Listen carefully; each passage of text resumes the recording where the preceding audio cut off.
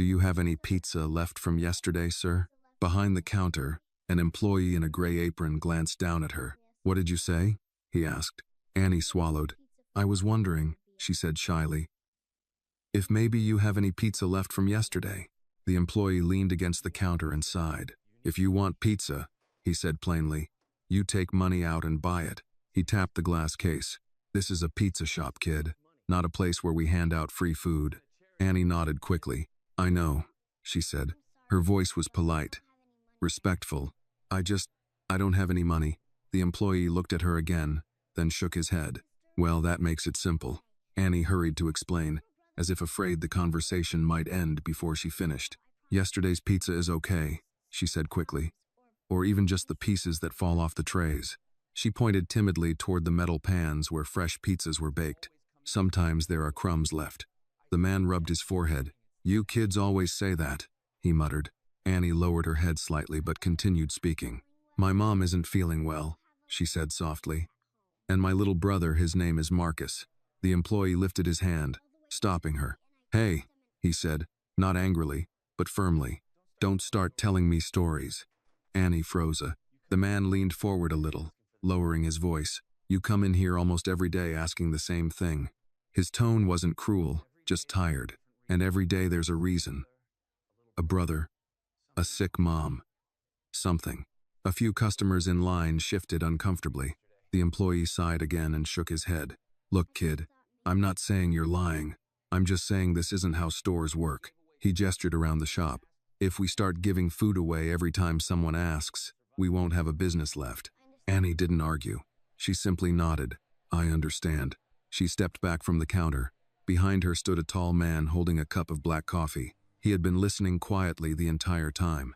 Daniel Whitmore. He was the founder of Whitmore Pizza, the very company whose logo hung above the door of the shop they were standing in. Daniel rarely visited his restaurants anymore. His days were usually spent in conference rooms downtown, surrounded by executives and financial reports. But that morning he had stopped at this South Side location unexpectedly, and now he stood in line, watching a little girl ask for crumbs. Annie spoke once more, quietly. "It's okay," she said. Her voice carried no anger, only acceptance. "I'll come back another day." She turned slowly, preparing to leave. Behind her, Daniel felt something stir inside his chest. It wasn't a feeling he welcomed. Pity was something he had trained himself to ignore years ago. His father had once told him something Daniel never forgot. "No one gives you anything in this world," the old man used to say. "If you want something, you take it." Daniel Whitmore had built an empire believing exactly that. But watching the small girl standing quietly in front of the counter made that belief feel incomplete. Before he realized he was moving, Daniel stepped forward. "Give her a pizza." The employee turned. "Sir." Daniel placed a folded bill on the counter. "Actually," he said calmly, "give her two." The employee blinked. Then he recognized the man standing in front of him. "Oh, Mr. Whitmore, I didn't realize." "That's fine," Daniel said quietly. He nodded toward Annie. "Just make sure she gets something warm." The employee quickly grabbed a pizza box and slid a fresh pie from the warming rack. Steam rose from the slices as he closed the lid and set the box on the counter. Annie looked up slowly. Daniel crouched slightly so their eyes were level. "You asked for yesterday's pizza," he said gently, "but today's will taste better." Annie hesitated before taking the box. "Thank you, sir." Her voice was sincere, but careful, like someone who had learned that kindness sometimes disappeared as quickly as it appeared. Daniel expected her to open the box immediately. Instead, Annie lifted the lid just long enough to look at the slices inside. Then she closed it again, carefully. She slid the pizza box into the worn backpack on her shoulders. Daniel frowned slightly. "You're not going to eat?" Annie shook her head. "It's for my mom." She paused. "And Marcus." Something inside Daniel shifted again. He watched as Annie walked toward the door. For a moment, Daniel didn't move. Then the older cashier beside the oven leaned over and spoke quietly. "That girl comes in here every week." Daniel turned. "She does?" The man nodded. "Always asking for yesterday's pizza." He shrugged. "Never eats it here." Daniel glanced toward the window. Outside, Annie's small figure moved slowly down the sidewalk. Something about that little girl standing there asking for crumbs had reached into a memory he had buried long ago. Without another word, he placed his untouched coffee on the counter. Then he pushed open the door and stepped outside. The cold wind hit him immediately. Down the street, Annie was already several steps ahead, and for reasons he could not yet explain. The billionaire began walking after her. Annie walked quickly once she stepped outside the pizza shop. Daniel Whitmore followed her from a distance. He told himself he was only making sure she got home safely. That was the explanation he preferred. But if he was honest, he knew something else had already begun pulling him forward. Annie never once looked behind her. Daniel stayed half a block away, walking slowly so the distance between them never disappeared. The billionaire of Whitmore Pizza, whose name was printed above hundreds of storefronts across the Midwest, had never imagined that one morning he would find himself quietly following a little girl through the south side of Chicago. But he kept walking. The streets here had a tired look. Paint peeled from older buildings. Sidewalk cracks held thin layers of gray snow that had frozen overnight. A pair of older men stood outside a convenience store drinking coffee from paper cups and arguing softly about the Chicago Bears. Annie turned left at the next intersection. Daniel slowed as he reached the corner. From here, the street looked narrower, lined with aging apartment buildings that had seen better decades. Iron railings rusted along the stairs, and some windows had cardboard taped inside the glass. Annie walked straight to the third building from the end of the block. She climbed the concrete steps carefully, pushing the door open with her shoulder before slipping inside. Daniel stopped across the street. For a moment, he simply stood there. This was the point where a sensible person would turn around. A man with his reputation, his schedule, his responsibilities, he had no business standing in front of a rundown apartment building watching a child go home. Yet his feet carried him forward anyway. He crossed the street. The building door creaked when he pushed it open. Inside, the hallway smelled faintly of radiator heat, old paint, and something cooking 2 floors up. The lighting was dim, and one of the ceiling fixtures flickered weakly. Daniel paused. Upstairs, he could hear small footsteps moving quickly along the floorboards. He followed quietly. The stairs groaned slightly beneath his weight. So he moved carefully, placing each step near the edges of the boards. The second-floor hallway stretched ahead of him in a narrow line of worn carpet and chipped paint. At the far end, Annie stopped at a door labeled 2B.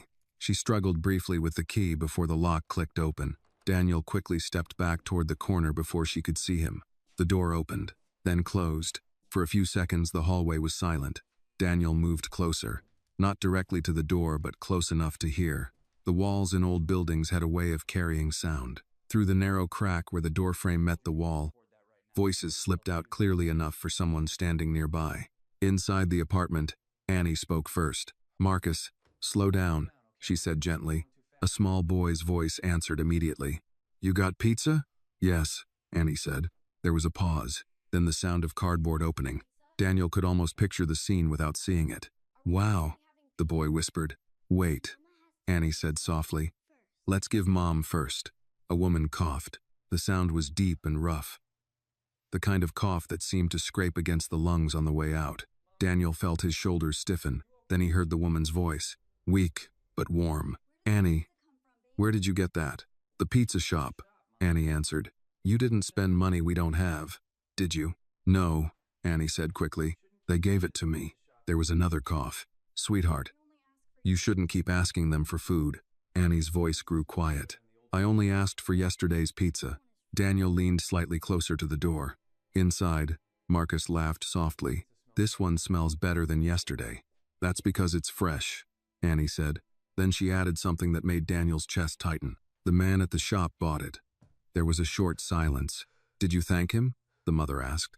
"Yes." Another cough followed, longer this time. Daniel closed his eyes briefly. He had heard that sound before. Years ago, on a winter night, he had almost forgotten. Inside the apartment, Annie spoke again. "Mom, you should eat." "I'm not hungry," the woman replied. "You say that every time," Annie said quietly. A small rustling sound followed, as if Annie were placing the pizza into someone's hands. Marcus's voice spoke again. "Mom, Annie said my name at the shop." "What do you mean?" the woman asked. "She told the man about me." Annie quickly interrupted. "I didn't tell him anything bad." "I know," the woman said softly. Then she added something that made Daniel's breath stop. "You always try to take care of everyone first." The woman coughed again. When she spoke next, her voice sounded even weaker. "You remind me of someone I met a long time ago." Daniel felt his heart beat harder. Someone who needed help, the woman continued slowly. Someone who was standing in the cold just like you were. Daniel's hand pressed against the wall beside the door. He knew that story. He had lived it. Inside the apartment, Annie asked quietly, "Did you help him?" "Yes." "Did he say thank you?" There was a small pause. Then the woman answered, "He did." Daniel leaned toward the crack beside the door. Through the narrow gap he could finally see inside the apartment. A small living room, a worn couch, a thin blanket, and the woman sitting against the cushions. Her face was older now, thinner, but the moment the light from the window touched her features, Daniel Whitmore felt the past crash into the present. He knew her. Sarah Johnson. 15 years ago, she had opened her door to a freezing young man who had nothing left. And now her daughter was knocking on pizza shop counters asking for crumbs. If this story touched your heart, please take a moment to like this video. Tell us in the comments where you are watching from, because we love seeing how far these stories travel. And if you believe kindness still matters in this world, subscribe to the channel and join us for more stories that remind us what humanity really looks like. Daniel stepped back from the door slowly. The hallway light flickered again above his head. For a long moment he simply stood there, staring at the floor. The woman who had once saved him was now struggling to breathe inside a cold apartment, and her 6-year-old daughter was trying to keep the family alive with leftover pizza. For the first time in many years, Daniel Whitmore felt something he had not allowed himself to feel: shame, and the quiet, growing certainty that this morning was about to change his life. Daniel Whitmore did not leave the hallway immediately. He stood there in the dim light outside apartment 2B, his hand still resting against the peeling wall beside the door. The old fluorescent bulb above him flickered again, buzzing faintly as if it too were tired of holding itself together. Inside the apartment, he could hear small movements, the rustle of a cardboard box, the quiet clink of a plate, a child's voice trying to whisper and failing. "Annie, can I have another slice?" "Not yet," Annie replied gently. "Mom needs to eat first." Daniel closed his eyes for a brief moment. He remembered that voice. Not Annie's, her mother's, Sarah Johnson. 15 years ago, the voice had been stronger, younger, confident in the calm way of someone used to helping others before helping herself. He remembered the night clearly now. Chicago winter, snow falling sideways, his body shaking from hunger and exhaustion after 2 days without proper food. He had collapsed near the entrance of a small grocery store on the west side. Most people had walked past.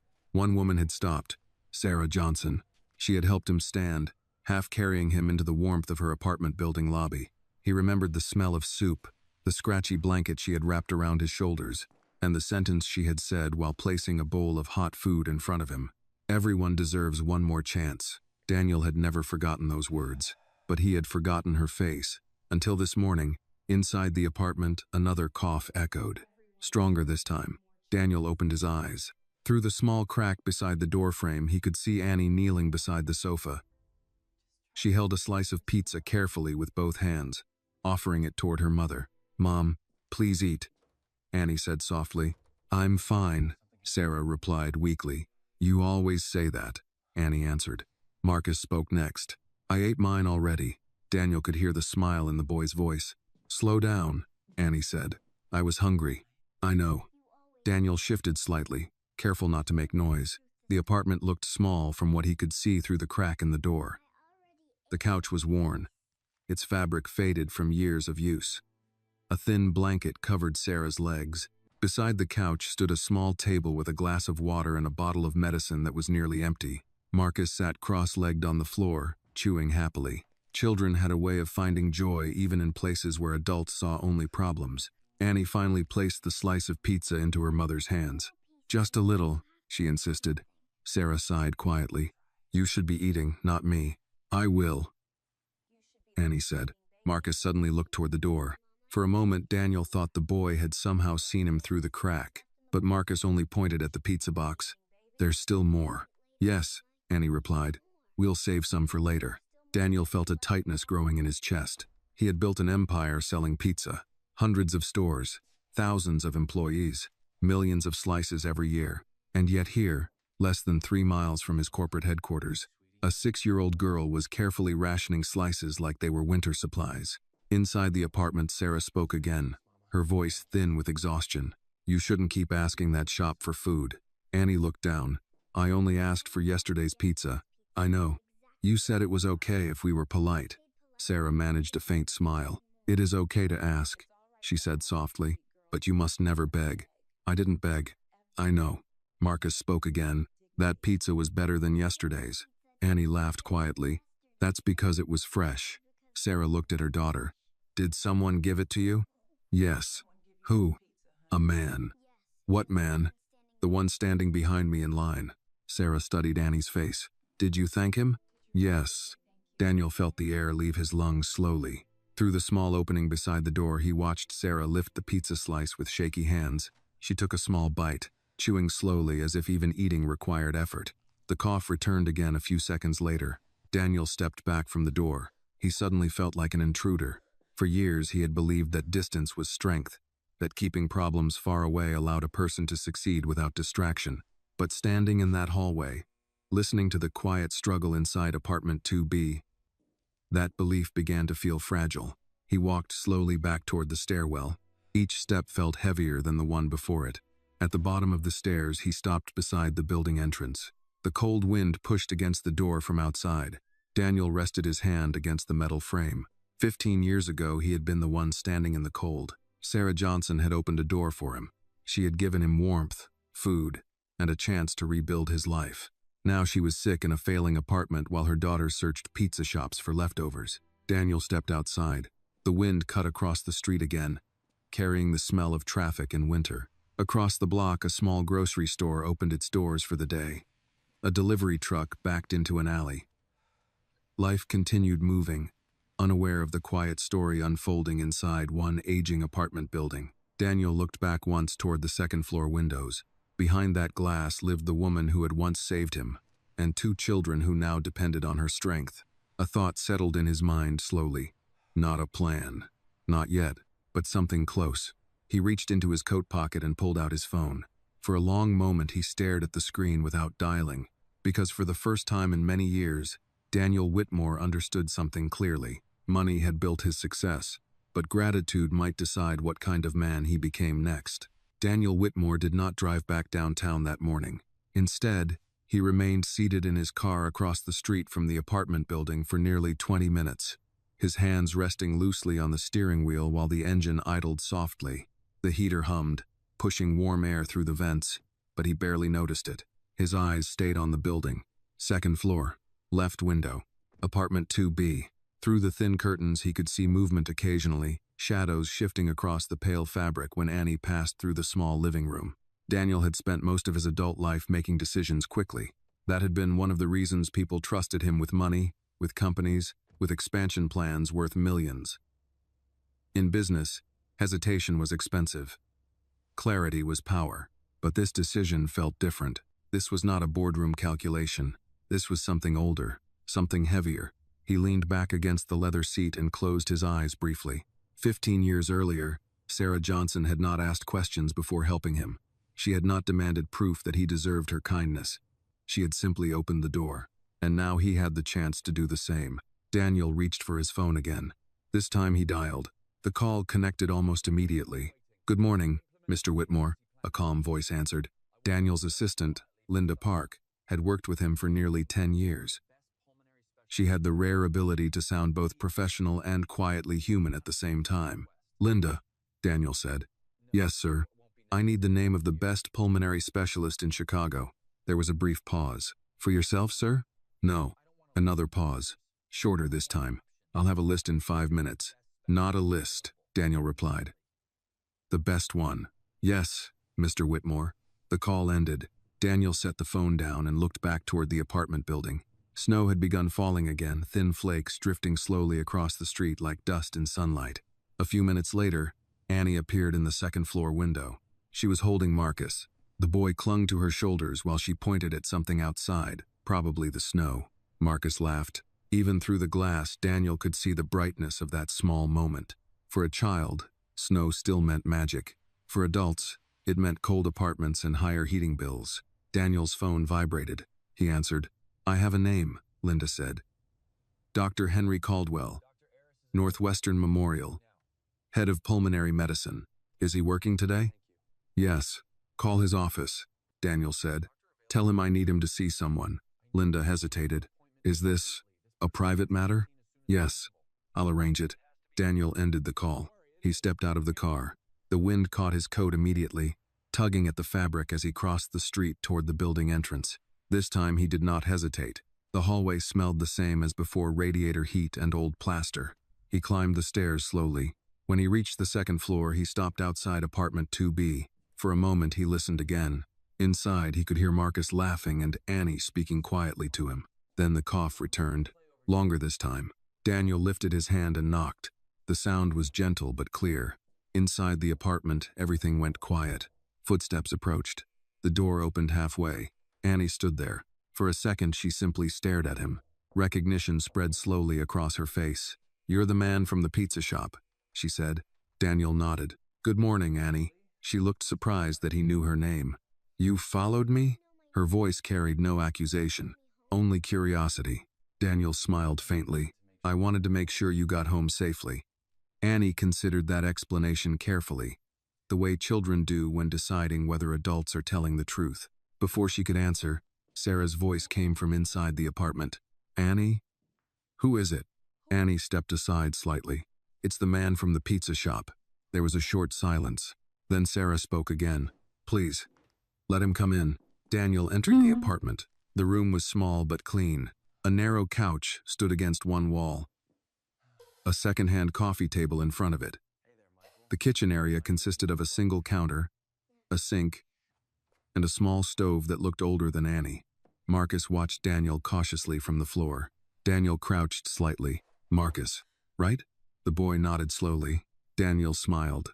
"I'm Daniel." Marcus studied him for another moment, then returned to playing with the pizza box lid.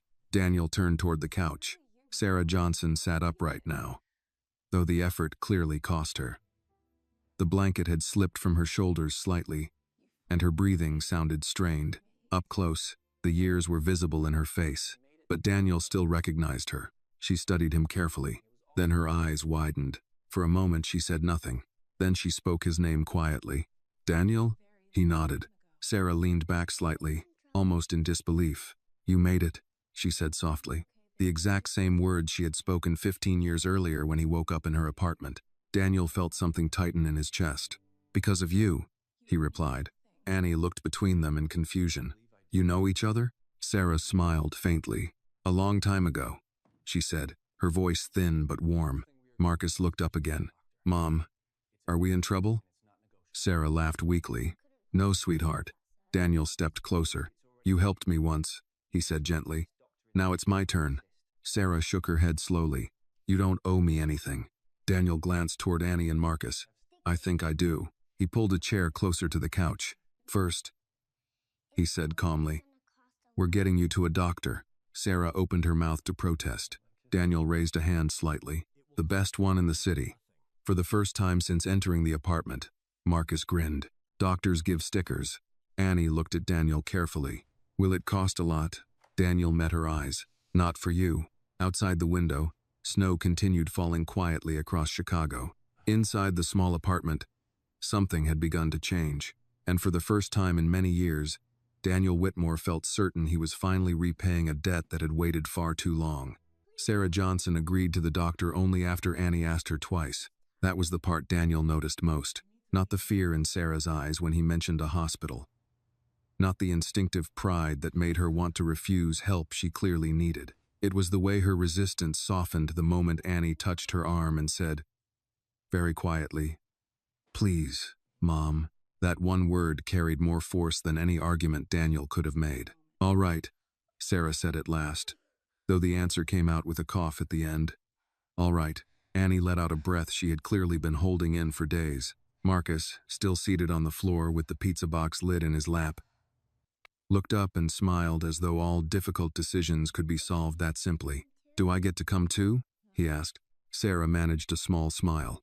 "You always come too." Daniel took out his phone and texted Linda Park one line. "Need a car here now. Also winter coats for 2 children." The reply came almost instantly. On it, he slipped the phone back into his coat and looked around the apartment again, this time more carefully.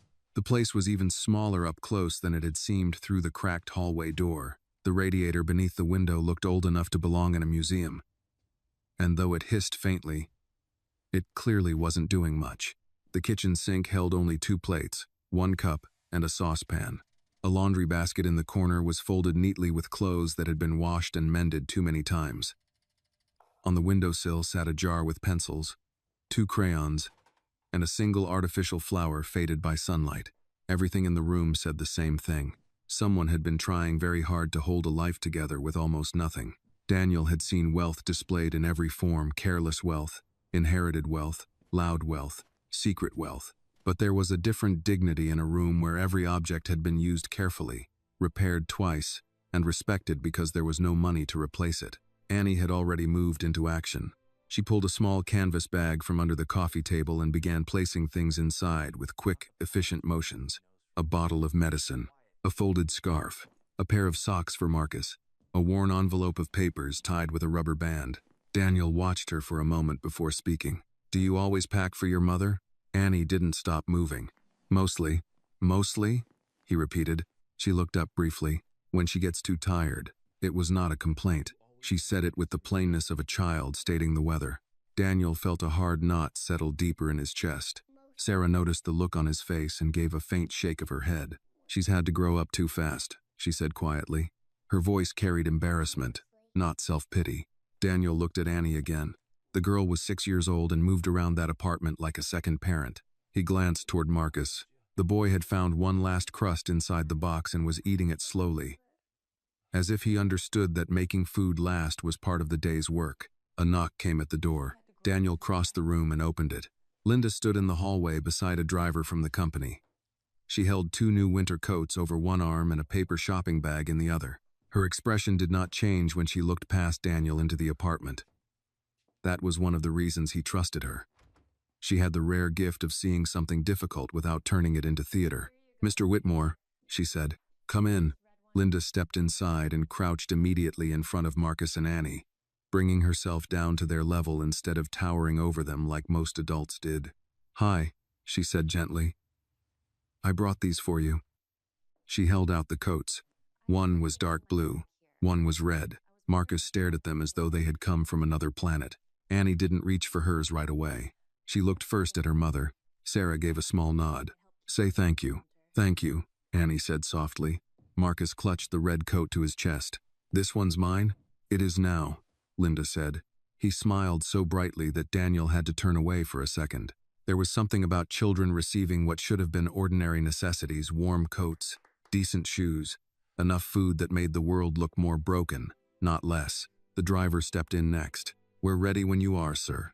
Daniel nodded. He turned to Sarah. "Can you stand?" "With help." Annie moved at once, but Daniel gently stopped her with one hand. "I've got her." He knelt beside the sofa. "Sarah?"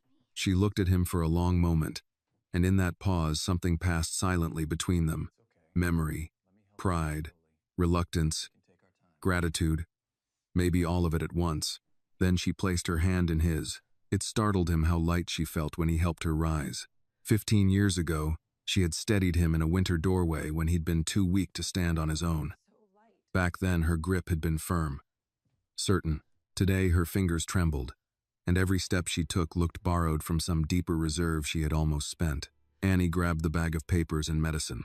Marcus put on his red coat backwards. Linda quietly turned it around for him without saying a word. For one brief second, Sarah laughed. It was a weak laugh, interrupted by another cough, but it changed the room. Even sickness could not fully erase the woman Daniel remembered. He helped Sarah toward the door. At the threshold, she stopped and looked back at the apartment. Not dramatically. Not the way people look at a place they are sure they will never see again. This was different.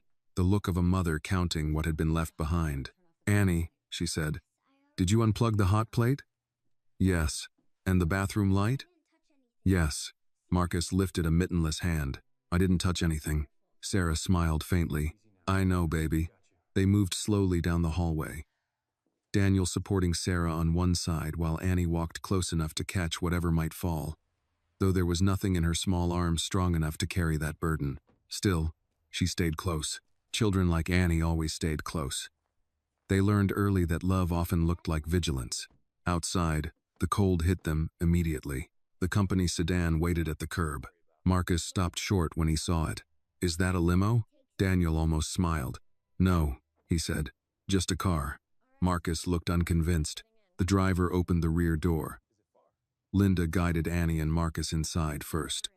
Daniel helped Sarah lower herself carefully onto the seat, then got in beside her. As the car pulled away from the curb, Annie turned and looked back at the apartment building through the rear window. Daniel noticed that. "Did you forget something?" he asked. She shook her head. "No." "Then what are you looking at?" Annie took a moment before answering. "I just like to know it's still there." The sentence was simple, but it stayed with him all the way downtown. At Northwestern Memorial, everything happened quickly after that. The emergency intake staff recognized Daniel Whitmore immediately, though to their credit they were discreet about it. Forms appeared. A wheelchair arrived. A nurse in navy scrubs asked practiced questions in a voice that was both efficient and kind. "How long has the cough been going on?" Sarah tried to answer, but Annie spoke first.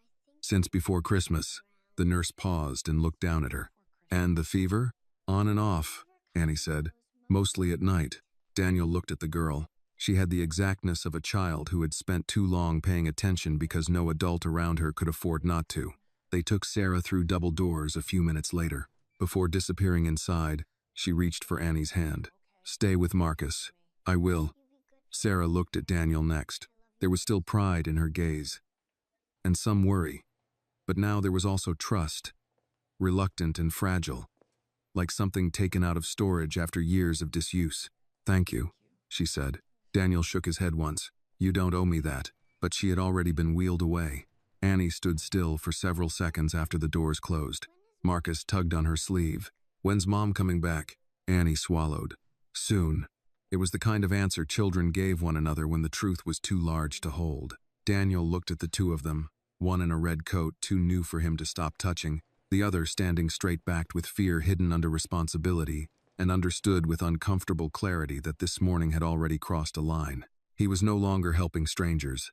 He was stepping into a debt, and somewhere deep inside, a voice he had ignored for years began to whisper that perhaps debt and gratitude were not weaknesses at all.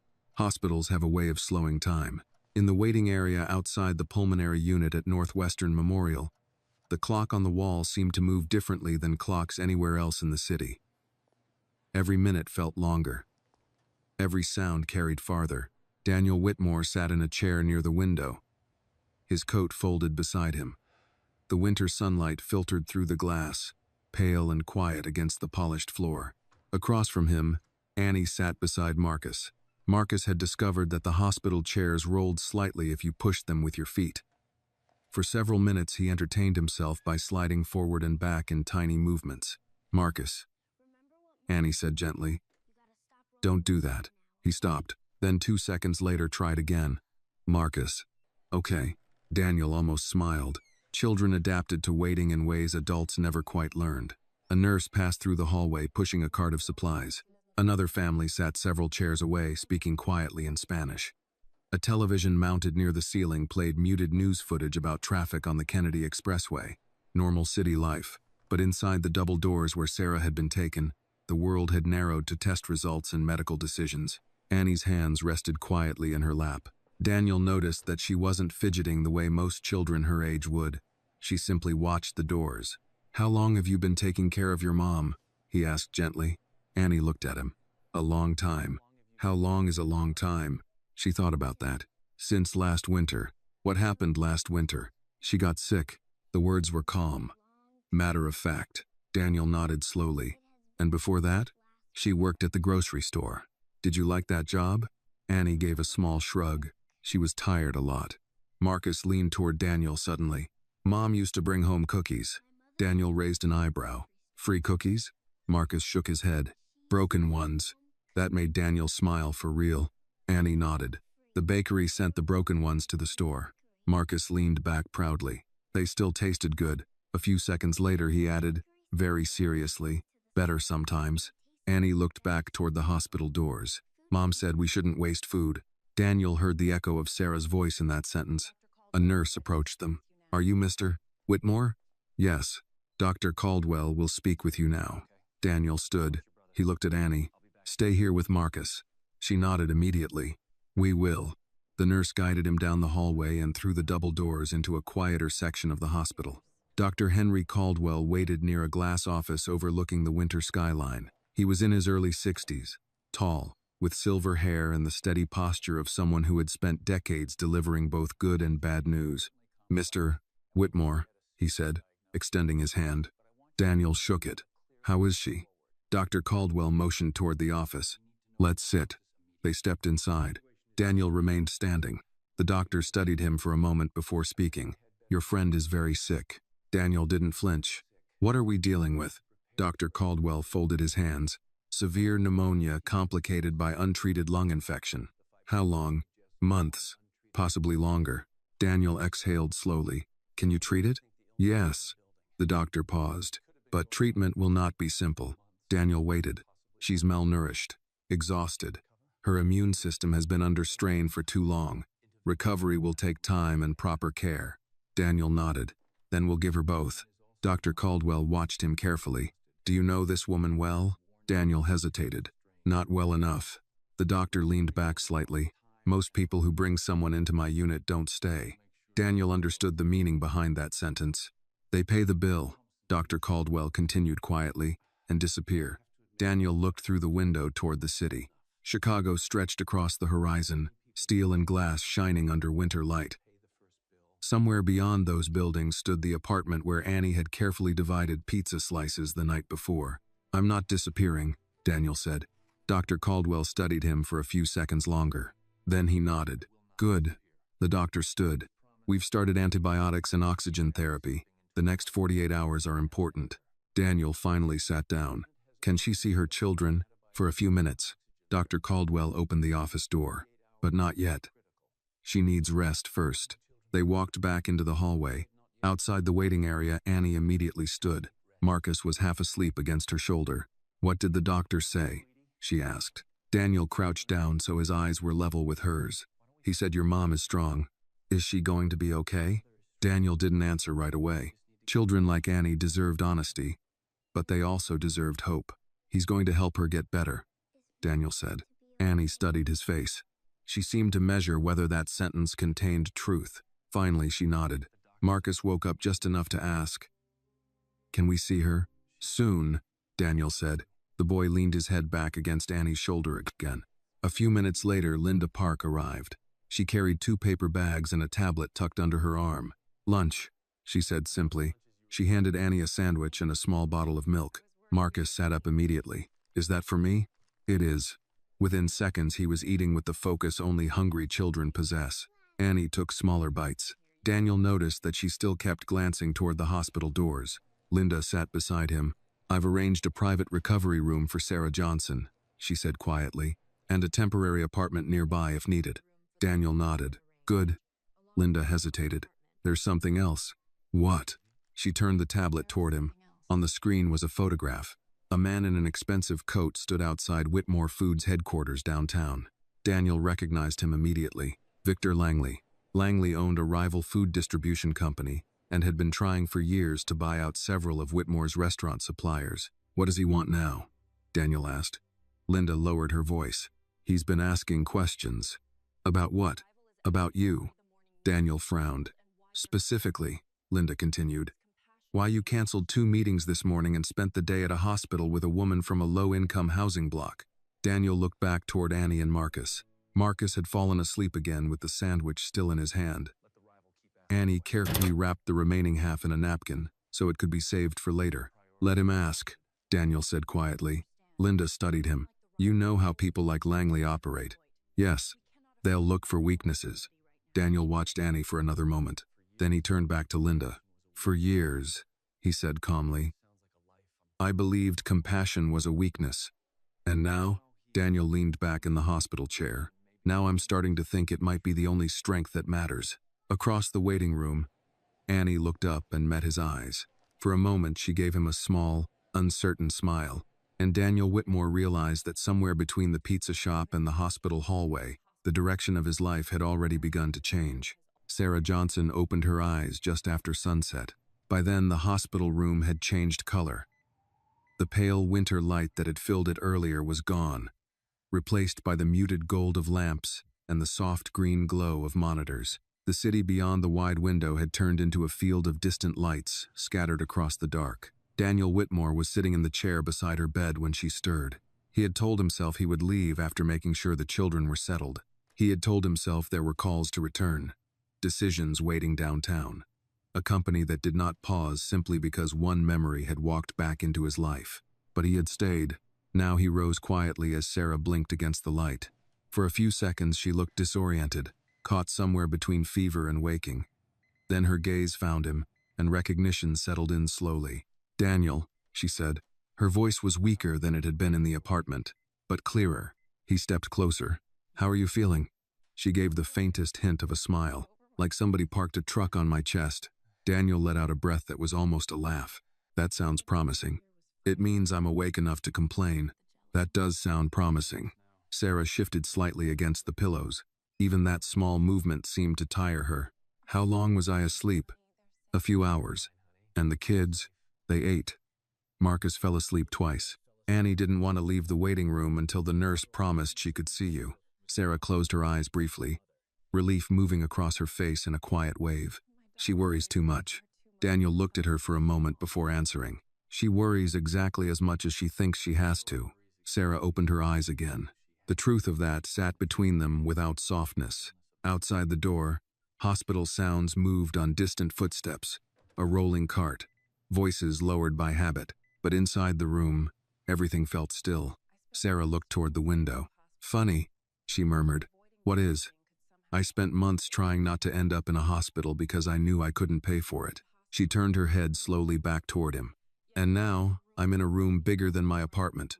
Daniel said nothing. "I know this isn't charity," she added after a pause. "Or at least I don't think it is." "No," he said quietly. "It isn't." Sarah studied him. "You remembered." It wasn't a question. Daniel nodded once. "Not at first." That seemed to amuse her. "You forgot the woman who saved your life?" "I forgot her face," he admitted. "Not the night." Sarah looked down at the blanket covering her. "Good. I'd hate to think I fed you soup for nothing." He smiled despite himself. The smile faded quickly. "I should have looked for you." Sarah turned her head slightly. "Why?" "Because people don't get to save your life and then disappear into nothing." She was silent for a moment. "That happens every day, Daniel." "Maybe it shouldn't."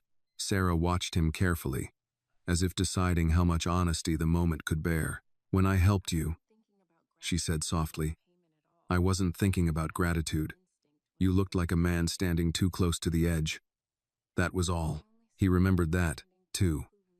The way she had not questioned his pride, the way she had spoken to him as if he were still a person even while he sat shivering under a borrowed blanket in her old apartment. Back then he had been 25 and furious at the world, humiliated by how quickly one bad season of life could strip a man down to hunger and cold and silence. He had expected judgment. She had offered soup. "I know." Sarah gave a small shrug, then winced from the effort. "Life doesn't always leave room to keep up with everyone you help." Daniel sat back down. "And life didn't leave room for anyone to help you?" Something changed in her expression at that. Not defensiveness, not exactly. Something older, warier. "I had help," she said. "When? Different times, different people." She looked toward the door, then back to him. "But help comes and goes. Bills don't." He let that settle. The monitor beside the bed kept its calm rhythm. "Where's Marcus's father?" Daniel asked carefully. Sarah's gaze hardened, not dramatically, just enough to close one door and open another. "Gone. That long?" "Long enough." Daniel nodded once. He had learned years ago that some answers carried enough finality on their own. "And Annie's?" Sarah looked away. For a moment he thought she wouldn't answer. "Annie's father died when she was 2. She said quietly. "Construction accident outside Joliet. Wrong safety harness. Wrong supervisor. Wrong day." Daniel's jaw tightened. "Did the company pay?" Sarah gave him a look that said she had no energy for rich man questions with easy endings. They paid exactly what the law forced them to pay. There it was, he thought. The old American sentence. The one every poor family learns sooner or later. Exactly what the law forced them to pay. No more. Never more. Sarah's eyes drifted shut for a second, then reopened. "I worked after that," she said. "Then I worked more. Then I got sick and told myself it was just a cough."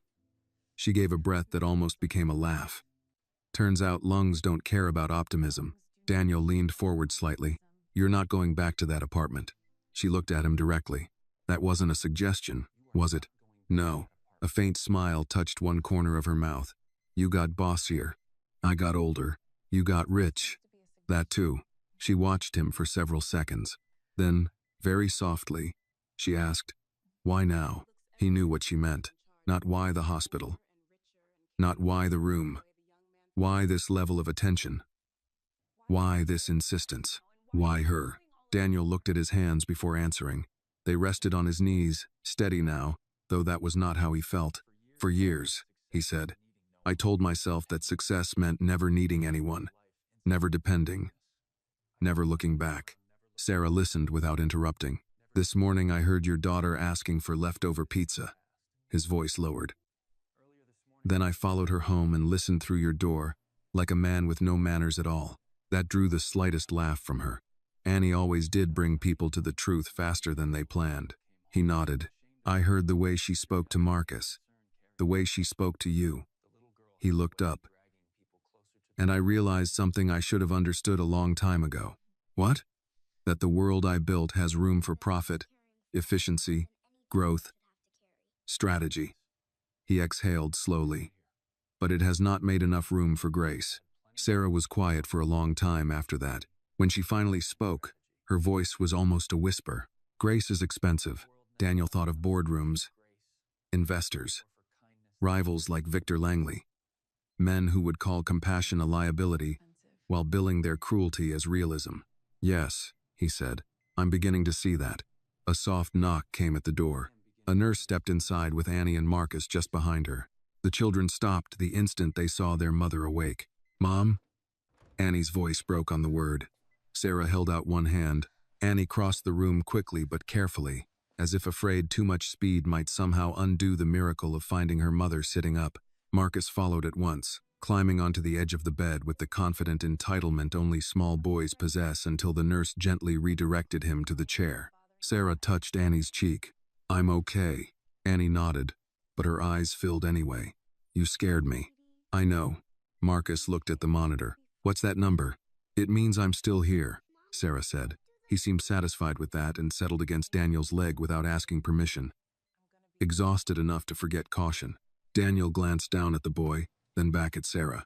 She was looking at him over Annie's bent head. There was gratitude in her expression now, yes, but also something else. Recognition, not of the man he had been, of the man he might still choose to become. The hospital room became quieter after visiting hours. By 9 in the evening, most of the lights in the hallway had dimmed, and the steady rhythm of machines replaced the daytime movement of nurses and carts. Outside the wide window, Chicago glowed with winter traffic and distant office towers still lit from late meetings. Inside the room, Marcus had fallen asleep in the reclining chair beside the bed. His red coat had become a blanket, half slipped across his legs. Annie sat near the foot of the bed with a book the nurse had brought from the pediatric waiting shelf. She turned each page carefully, though Daniel suspected she was not really reading. Sarah slept again. The medication had finally quieted the cough that had shaken her lungs all afternoon. Daniel stood near the window with a paper cup of coffee that had already gone cold. Linda Park entered quietly a few minutes later, closing the door behind her. I arranged the apartment, she said in a low voice. Daniel turned slightly. Where? 3 blocks from here. Furnished. 2 bedrooms. That was fast. Linda gave the smallest shrug. Chicago real estate moves faster when your name is on the paperwork. Daniel nodded. Good. Linda glanced toward the bed where Sarah slept. How bad? Serious, Daniel said. But treatable? Yes. Linda exhaled slowly. That's something. Across the room, Annie lifted her head. Is Mom okay? Daniel walked over and crouched beside her chair. She's resting, he said. That's part of getting better. Annie looked relieved, but only a little. Children like Annie didn't trust easy reassurances. They had learned too early that adults often said, everything is fine when it clearly wasn't. Can we stay here tonight? She asked. Daniel looked toward Linda briefly, then back at Annie. Yes. Marcus stirred slightly in the chair but didn't wake. Annie closed her book and set it carefully on the small table. Thank you, she said. Daniel studied her face for a moment. You don't have to thank me every time. Yes, I do. Why? Because Mom says people stop helping when they feel invisible. Daniel leaned back slightly on his heels. That's a very serious idea for someone your age. Annie shrugged. Mom says I listen too much. Linda smiled faintly from across the room. She might be right. For several minutes, the room remained quiet again. Marcus snored softly in the chair. The city lights outside the window flickered across the glass. Finally, Annie spoke again. Mr. Whitmore? Daniel looked at her. You can call me Daniel. She nodded but didn't repeat the name. Instead, she asked the question that had clearly been waiting. Why are you helping us? Daniel expected that question. Children eventually asked it. They wanted the rule explained, the balance of the world clarified. Adults sometimes asked it too, but with suspicion instead of curiosity. Daniel rested one arm on the back of the chair. Your mom helped me once, he said. Annie looked toward the bed. When? A long time ago. Marcus stirred again, half awake. Did she give you pizza? Daniel smiled. No. Then what? Something better. Marcus blinked slowly. What's better than pizza? Daniel thought about that. Hope, he said. Marcus seemed unsure about that answer but accepted it for now and drifted back to sleep. Annie remained quiet. Then she asked, Are you rich? Linda coughed softly in the corner. Daniel almost laughed. Yes. How rich? Linda covered her mouth, trying not to react. Daniel leaned closer to Annie. Rich enough that buying pizza is not a big problem. Annie nodded slowly. That's good. Why?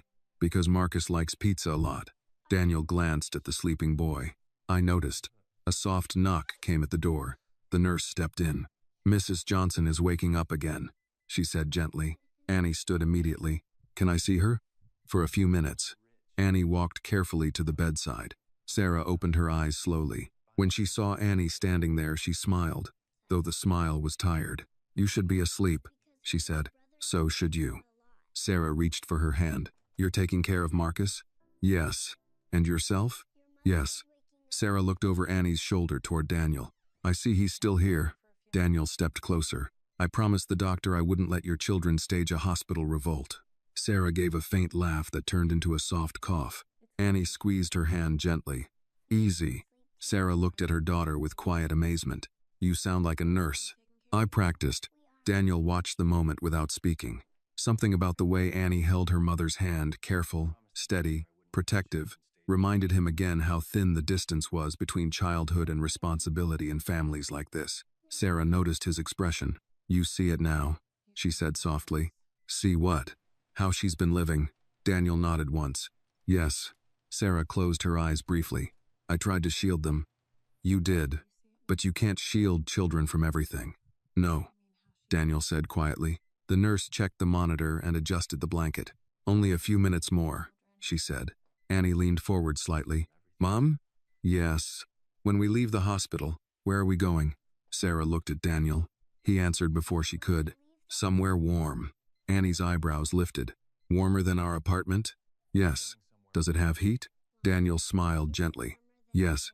Annie nodded as though that alone made the future manageable. Marcus suddenly woke with a loud snort. Did I miss dinner? The room broke into soft laughter. Even Sarah. Outside the hospital window, the snow had begun falling again across Chicago. Inside the room, something quiet but important had begun to take root. Not charity, not obligation, something steadier. The beginning of a family choosing one another. The next morning, Daniel Whitmore walked into a board meeting with hospital coffee still on his breath and almost no sleep in his system. The conference room on the 32nd floor of Whitmore Foods overlooked downtown Chicago in clean, expensive lines, glass, steel, winter sky. The long walnut table shone under recessed lighting. A tray of pastries sat untouched near the far wall. Assistants moved in and out quietly with tablets and printed folders. Everything in the room reflected order, control, and the kind of wealth that knew how to make itself look effortless. Daniel took his seat at the head of the table. Around him sat the people who helped him run his company. Chief Financial Officer, Operations Director, Legal Counsel, Marketing Head. Regional managers patched in on video screens. And 2 seats down from Daniel, leaning back with practiced ease, sat Victor Langley. Langley was not an official Whitmore executive, but he had become impossible to avoid in recent years. He controlled one of the largest food distribution channels in the Midwest and had been pushing aggressively for a deeper strategic partnership with Whitmore Pizza. He was polished, influential, and always smiling a half-second longer than sincerity required. "Morning, Daniel," Langley said. Daniel nodded once. "Victor." Linda Park sat to Daniel's right, tablet open, expression composed. Normally, Daniel began meetings with numbers, quarterly performance, supply issues, expansion projections. But that morning, before anyone else could speak, he placed both hands on the table and said, "We're making a change." The room quieted, not because Daniel's voice was loud, because it never needed to be. He looked down the table. "Effective immediately. Every Whitmore Pizza location in the city will begin a controlled food recovery program." A few heads tilted. The CFO, Richard Hale, frowned. Daniel continued, "At the end of each business day, unsold but safe food will be packaged and distributed through approved neighborhood partners, churches, shelters, and youth centers." Silence. Then Richard spoke first. "That's a charitable model." "Yes." Richard adjusted his glasses. "We're a restaurant chain, Daniel, not a non-profit." Victor Langley smiled faintly, saying nothing yet. Watching, Daniel kept his gaze on Richard. "We're also a company that throws away enough food every week to feed neighborhoods we pretend not to see." That landed harder than anyone expected. The marketing head shifted in her chair. The legal counsel spoke next. "There are liability concerns." Linda answered before Daniel could.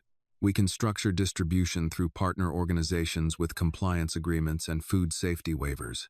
The lawyer nodded slowly. "So it's possible." "It is," Linda said.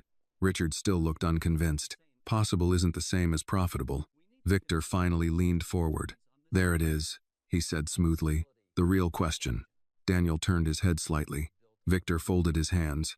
"You built this company because you understood a basic truth. Emotion is expensive. If you open the door to sentiment-driven policy, you don't just absorb food costs. You create expectations, then dependency, then brand confusion." He smiled politely around the table. "Investors hate confusion." Daniel watched him for a moment. Normally, he would have answered with numbers. That had always been the safest language in rooms like this. Instead, he said, "A 6-year-old girl asked one of my employees for leftover pizza yesterday." The room went still. Victor's smile faded, though only slightly. Daniel continued. "She offered to take crumbs if that was all we had left." No one moved. Richard looked down at the table. The marketing head stopped typing. "One of our stores told her to bring money next time," Daniel said, "because the shop was not a charity." Victor exhaled through his nose.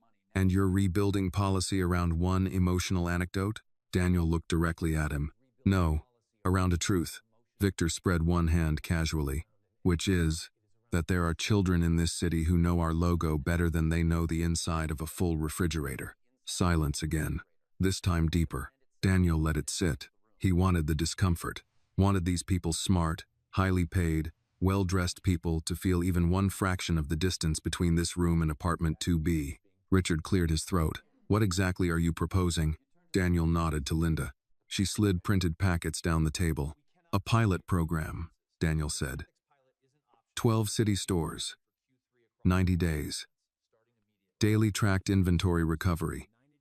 Community distribution through vetted partners. If successful, we expand." The operations director glanced through the papers. "This is already mapped out." "Yes. When did you do this?" "Last night." That drew a look from several people. Victor leaned back again. "So this is personal." Daniel did not deny it. "Yes." Victor smiled, but there was no warmth in it now. "Personal decisions make weak companies." Daniel's expression did not change. "Cold companies make weak cities." That seemed to surprise even Linda. Victor tapped one finger against the table. "With respect, Daniel, that sounds good in a speech, but hunger is not a distribution issue you can solve with leftover slices." "No," Daniel said. "It's a moral issue we've spent too long pricing like waste." Victor gave a quiet laugh. "There it is again. Morality. Always a dangerous word in business." Daniel's voice dropped half a degree. "Only to people who profit from its absence." The room froze. Victor's face stayed composed, but his eyes sharpened. For a second, the two men looked less like executives and more like duelists who had finally stopped pretending the match was friendly. Richard broke the silence. "Daniel, even if the board accepts the pilot, Shareholders will ask why now. Daniel thought of Annie wrapping half a sandwich for later, of Marcus wearing his new red coat like treasure, of Sarah saying grace is expensive. Because we can, he said, and because not doing it anymore would say more about this company than any earnings report. The marketing head spoke carefully. If we announce this publicly, the story becomes bigger than food. It becomes social. It already is social, Daniel said. Children don't become hungry in private. No one answered that. He looked around the room, one face at a time. For years I told myself discipline built everything that mattered. Maybe that was true in the beginning, but discipline without mercy becomes vanity. He paused. And I have no interest in building a vain company. Victor stared at him. Then, lightly, almost conversationally, he said, "This about the woman in the hospital." Daniel did not move. Victor continued, "The one from the south side." Linda's posture changed beside him, subtle, but Daniel noticed.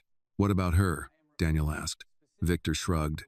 "People talk. A billionaire spends the night at Northwestern with a sick woman and 2 children from a housing block. Naturally, people get curious." There it was. Not concern. A probe. A test to see where Daniel was vulnerable. Daniel answered calmly, "She once helped me when I needed it." Victor nodded as if that confirmed something. "So gratitude is policy now?"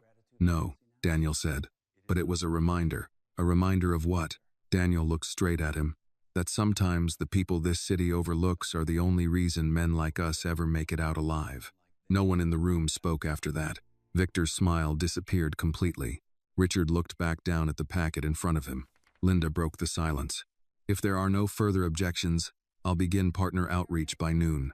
Daniel kept his eyes on Victor. "There are no further objections." It was not a question. One by one, heads around the table nodded. Some reluctantly, some thoughtfully, some simply because Daniel Whitmore still controlled the room. Victor did not nod, but he didn't argue again either. The meeting moved on after that to supply chains, vendor contracts, city permits, but the energy had changed. Under the language of commerce, something more human had entered the room, and no one quite knew how to put it back out. When the meeting ended, Victor lingered. The others filed out. Laptops closed. Folders gathered. Linda remained near the door, pretending to review notes while clearly listening. Victor buttoned his coat slowly. "You've changed overnight," he said. Daniel stood by the window, looking out over the city. "No, I remembered something overnight." Victor stepped closer. "Be careful. The world doesn't reward softness." Daniel turned toward him. "Maybe that's the problem." Victor held his gaze for a few seconds, then smiled again, that old polished smile, thinner now. "We'll see." He left. Linda closed the door behind him. For a moment, neither she nor Daniel spoke. Then she said quietly, "He'll push back. I know. He'll look for leverage." Daniel looked out at Chicago again.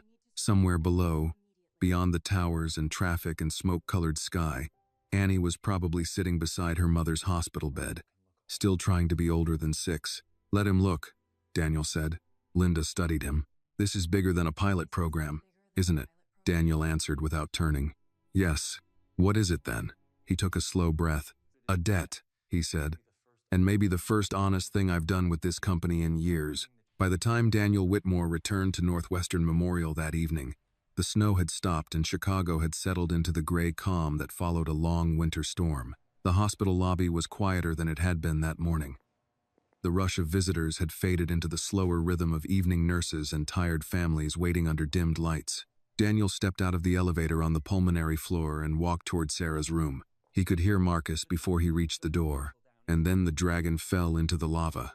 Annie's voice answered calmly, "That's not how the story goes. It is if the dragon is bad." Daniel paused outside the door for a second, listening. There was laughter inside, real laughter. He pushed the door open gently. Marcus sat cross-legged on the floor beside the hospital bed, using folded napkins as pretend mountains. Annie was perched on the edge of the chair, reading from a children's book Linda had brought earlier. Sarah rested against the pillows, watching them. She looked tired, but different from the day before. Color had returned faintly to her cheeks. When Annie noticed Daniel, she lowered the book. "You're back." Marcus spun around. "Did you bring pizza?" Daniel lifted a small paper bag. "Close." Marcus scrambled to his feet. Inside were 3 grilled cheese sandwiches from the hospital cafe. Marcus inspected them carefully. These are not pizza. That's true. But they're good. They're very good. Marcus accepted this logic and immediately took the largest one. Sarah shook her head weakly. That boy eats like winter is coming. Marcus spoke with his mouth full. It always is. Even Sarah laughed at that. Daniel set the remaining sandwiches on the tray beside Annie. You eat too, he told her. She nodded and took a small bite, but Daniel noticed what she did next. She wrapped half of the sandwich carefully in a napkin and placed it in her coat pocket. For later? He asked. Annie looked slightly embarrassed. Just in case. Daniel said nothing. But the sight of that quiet habit, saving food even in a hospital room, settled somewhere deep in his chest. Sarah noticed too.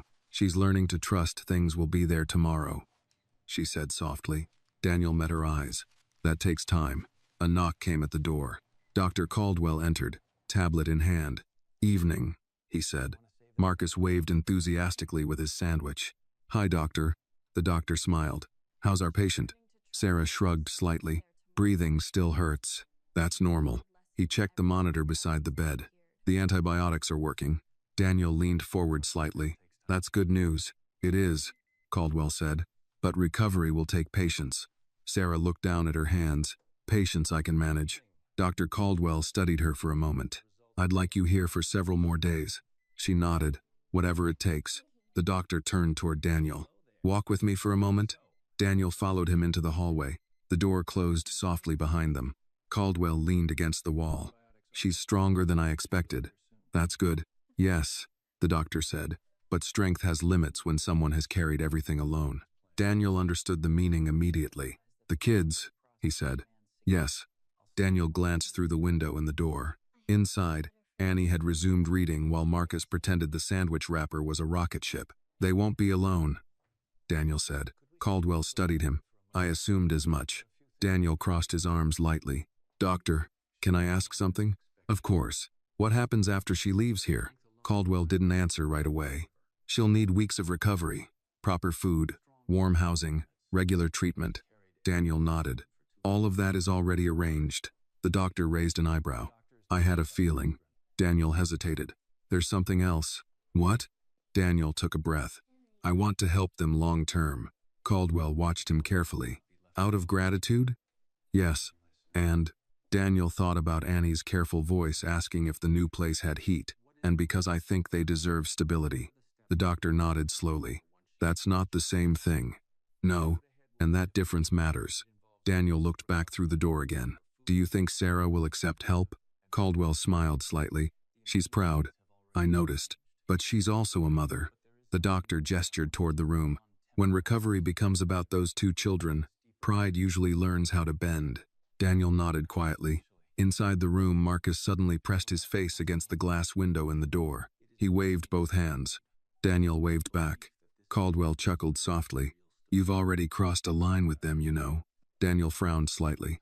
What line? The one between kindness and responsibility. Daniel leaned against the wall. I think that line disappeared yesterday. The doctor gave a thoughtful nod. Well, he said, pushing away from the wall. In my experience, the best families are rarely the ones people plan. They returned to the room. Marcus immediately announced, The doctor says Mom is getting better. Caldwell raised both hands. I said, improving. Marcus looked at Daniel. That means better. Daniel smiled. Yes, it does. Sarah watched the scene quietly. When the doctor left, she looked at Daniel again. You're doing too much. Daniel shook his head. No. Yes, she insisted gently. People don't usually rearrange their lives for strangers. Daniel pulled the chair closer to the bed. You're not a stranger. Sarah studied him. That was 15 years ago. Daniel nodded. And it still counted. She looked at Annie and Marcus. They count more. Exactly.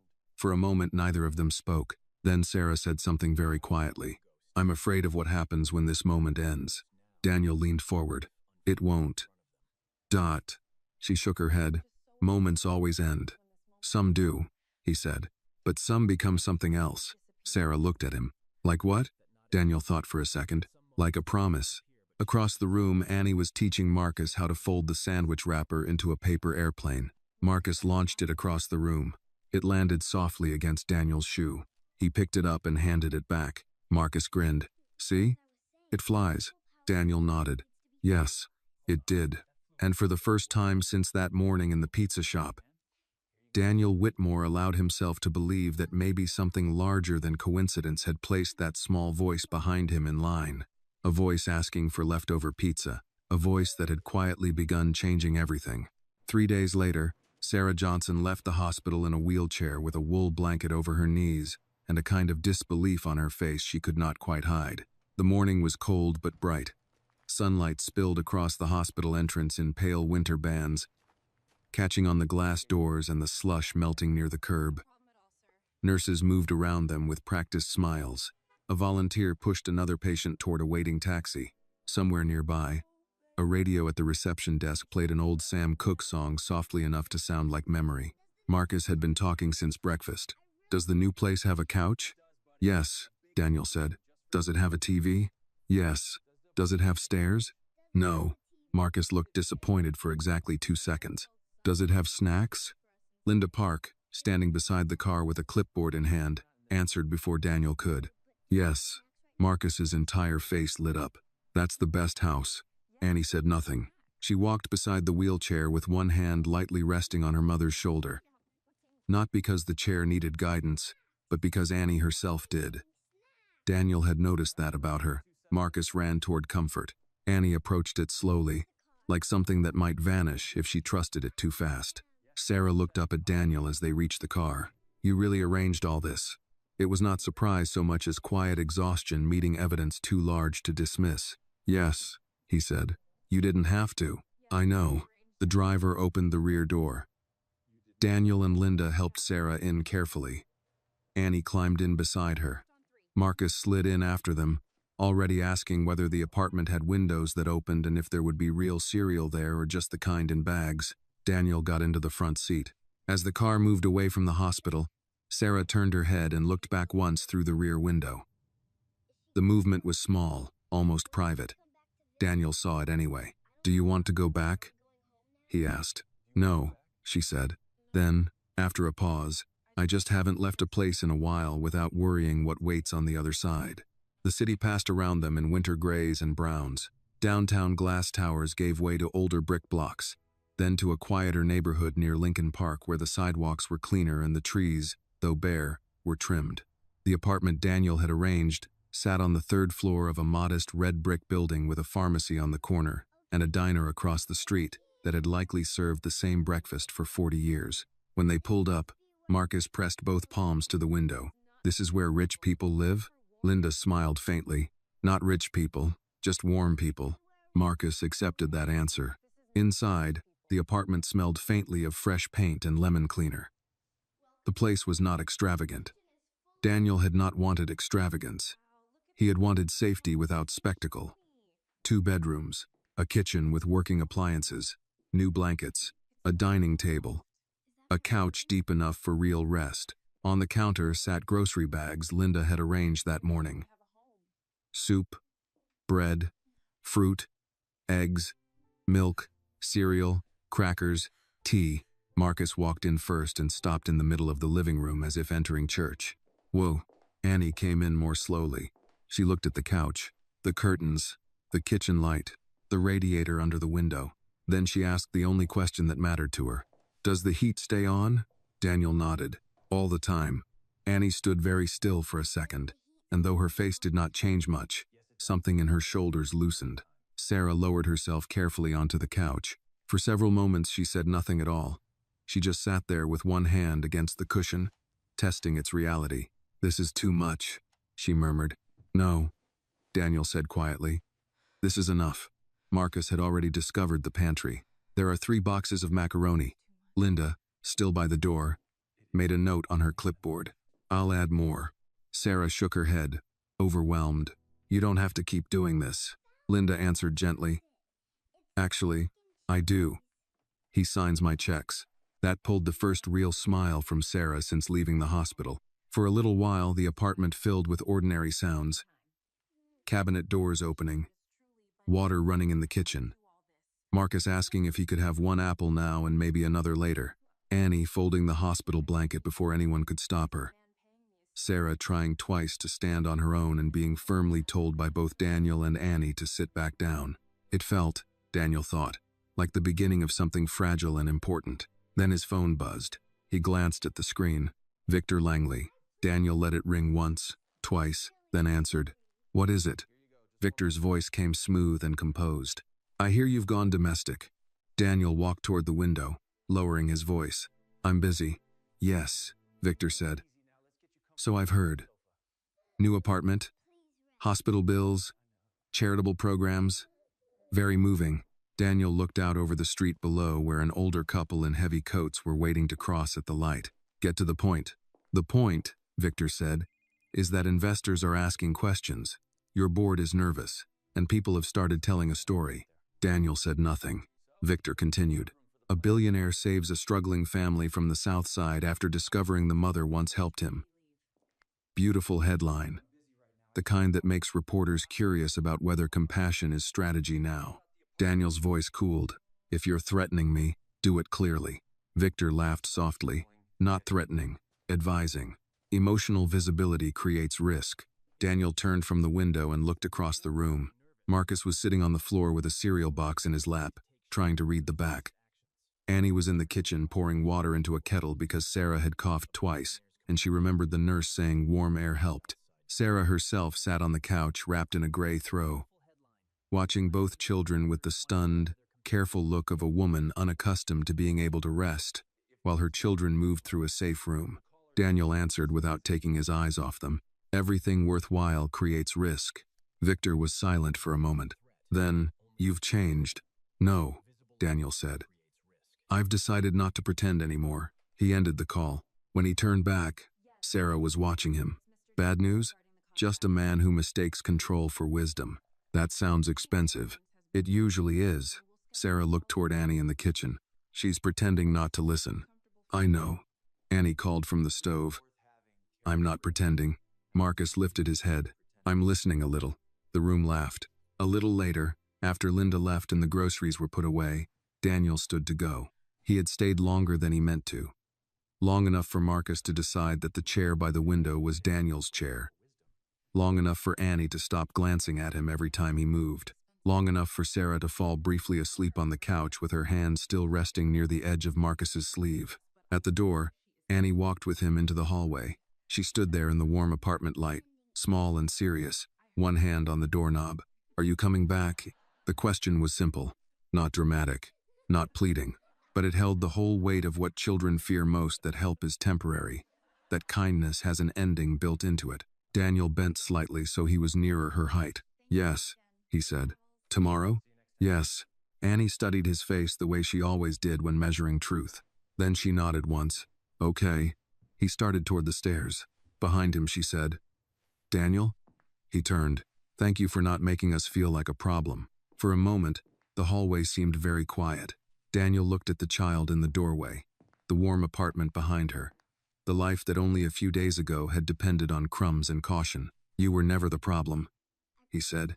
He left her with that, and as he walked down the stairs and out into the sharp evening air, Daniel Whitmore understood that the real test of a man's character was not whether he could rise from hardship. It was whether, after rising, he remembered to reach back. 7 months later, the stone bench outside Whitmore Pizza on Clark Street had a small brass plaque fixed to its side. Most people walking past never noticed it. It was simple, just one line. "For the day a small voice reminded us what hunger really sounds like." Autumn sunlight filtered through the trees along the sidewalk, scattering gold leaves across the pavement. Chicago had softened after summer. The wind was cooler now, but not yet cruel the way winter would eventually become. Inside the restaurant, the afternoon crowd was steady. Families, construction workers, office employees grabbing late lunches, and near the front counter, Annie Johnson stood on a small stool beside the register. She was 7 now. Her hair was tied back in a careful braid she had learned to do herself. She wore a red sweater that Sarah insisted made her look official, though Annie claimed it was simply warm. Marcus sat in a booth nearby with a comic book and a slice of pizza that had already lost most of its cheese to enthusiastic eating. On the wall behind the counter hung a framed photograph. It showed 2 old yellow rubber gloves, the kind used for washing dishes and scrubbing floors. Beneath the photo was another small plaque. hands that worked before anyone noticed. Customers often asked about it, and Annie always answered the same way. They remind us that people who work quietly are still important. That had become part of the story now. Not the whole story, but the beginning. Across the restaurant, Daniel Whitmore stood near the window talking with the store manager. His suit jacket hung over one arm, tie loosened slightly. The past several months had changed the rhythm of his life in ways even his closest executives had not expected. The food recovery program had expanded from 12 stores to nearly every Whitmore pizza location in the Midwest. Every night, surplus food moved quietly into shelters, churches, and community kitchens. The numbers surprised even the accountants. Thousands of meals each week. Food that used to become trash now became dinner. At first, investors had worried. Victor Langley had certainly warned them. But something unexpected happened. Customers noticed. Communities noticed. And slowly, the company's reputation changed. Not louder, not more profitable in obvious ways, but stronger. Stronger in the quiet way that trust builds when people believe you are not pretending anymore. Victor Langley still operated his distribution empire across the city. He still competed aggressively. But he had stopped making public comments about Whitmore's sentimental policies. Because the truth was simple. The program worked. Daniel finished speaking with the manager and walked toward the counter. Annie saw him first. "You're late." Daniel checked his watch. 3 minutes. "That's late." Marcus looked up from his booth. "Did you bring anything?" Daniel placed a small paper bag on the counter. Marcus ran over. Inside were 2 chocolate chip cookies. "Victory," Marcus announced. Sarah appeared from the back kitchen, wiping her hands on a towel. She moved slowly still, but the cough had almost disappeared now. The months of treatment, proper food, and rest had given her back something she thought she might never recover again. Energy, life. She leaned against the counter. "You're spoiling him." Marcus shook his head with great seriousness. "I'm being supported." Daniel laughed. Sarah studied him quietly. "You've been busy. Company stuff. Saving the city one pizza at a time? Something like that." Sarah folded her arms. "You know you didn't have to keep coming here every afternoon." Daniel glanced around the restaurant. Employees moved through the kitchen. Customers talked at tables. Annie rang up a man buying 2 slices and a soda with calm concentration. "Yes," Daniel said. "I did." Sarah smiled faintly. "Still paying an old debt?" Daniel shook his head. "No." "Then what?" He looked toward Annie and Marcus. "Building something." Sarah followed his gaze. "Looks like you are." Outside, the autumn wind lifted a handful of leaves across the sidewalk. A little later, Annie carried a pizza box to a table near the window where an elderly man sat alone. She placed the box down carefully. "That one's from yesterday," she told him. The man looked confused. "I didn't order anything." "That's okay," Annie said gently. "Sometimes people just need lunch." The man hesitated. Then he nodded and opened the box. Daniel watched the exchange from across the room. Sarah noticed. "You're thinking again." "I do that sometimes." "What about?" Daniel took a slow breath. "About how strange it is." "What is?" "That everything started with one question." Sarah looked curious. "What question?" Across the restaurant, Annie laughed as Marcus tried to balance 2 slices of pizza at once. Daniel remembered the voice behind him in the pizza line months earlier. "Small, Polita. Careful. Do you have any pizza left from yesterday, sir?" He said the words aloud. Sarah nodded slowly. "That question saved us." Daniel looked out the window toward the street. "Maybe it saved me too." At that moment, Marcus ran back to the counter. "Daniel," Annie says, "I have to share." "That sounds fair." Marcus thought about this carefully. Then he handed Daniel half of a cookie. "Okay, but only because you bought them." Daniel accepted it. Outside, the wind carried another swirl of leaves past the restaurant windows. Inside, the warmth of ovens and voices filled the room, and for the first time in many years, Daniel Whitmore stood in the middle of something that had nothing to do with power or money. Just a small family, a busy pizza shop, and the quiet understanding that sometimes the people who seem to have nothing are the ones who give the world its most important reminders. Sometimes love does not arrive loudly. Sometimes it walks in on tired feet, asks for yesterday's pizza, and changes everything. The story reminds us that true kindness often begins with the smallest moments. A simple question from a hungry child asking for yesterday's pizza reveals a deeper truth about the world around us. Many people struggle quietly.